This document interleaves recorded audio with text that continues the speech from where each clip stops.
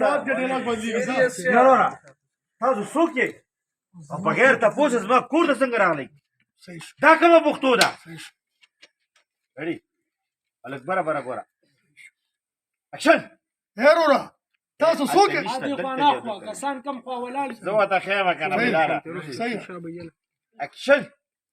هیرورا تاسو څوک یاستئ چې بغیر پوښتنې زما کور ته راغلی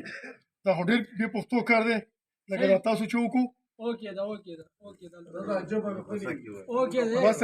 زه بیا هیرورا بلال یا تاسو څوک یې